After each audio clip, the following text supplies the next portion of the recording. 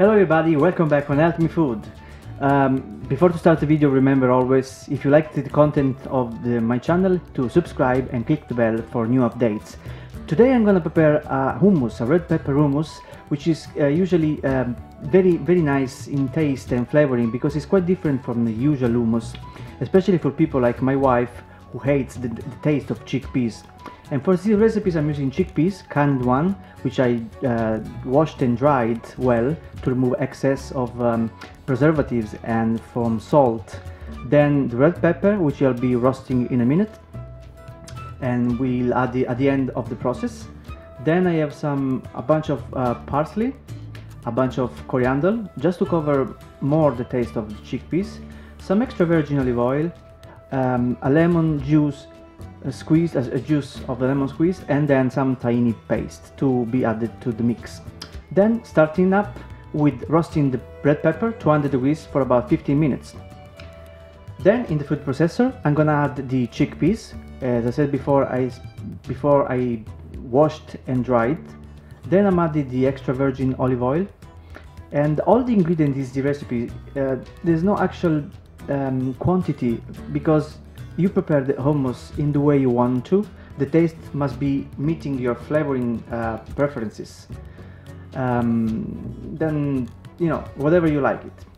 I added the lemon juice, then I'm adding the parsley and the coriander, which I'm just chopping by hand because the food processor will do its job properly later on.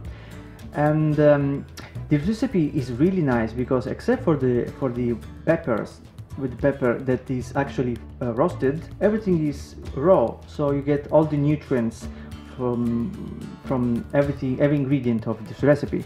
And for starting to grind, I'm just using the pulse option on my food processor because I don't want anything to be go and stick on the walls of the food processor.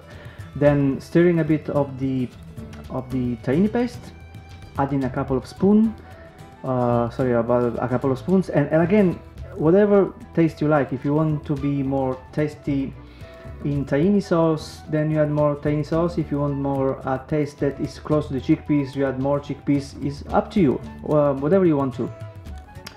Then I forgot to tell before, you add also some cloves of garlic, and again you add as much as you want, as long as it meets your taste. I'm just using one in this recipe because I don't like too much the strong flavoring on garlic, and garlic is really good for as an antibiotic, a natural antibiotic, and an antibacterial. I grind a bit more, and then I stir everything in the food processor, and then as you can see, after I roast the pepper, I remove the skin from the pepper, and I'm adding to the food processor, to the mix. And I start full whack now, full speed for the food processor, just for a few seconds,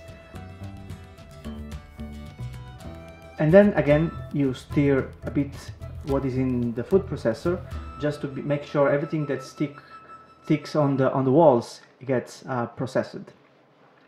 And then just a few seconds again, and as you can see, it's ready to go. This is the result.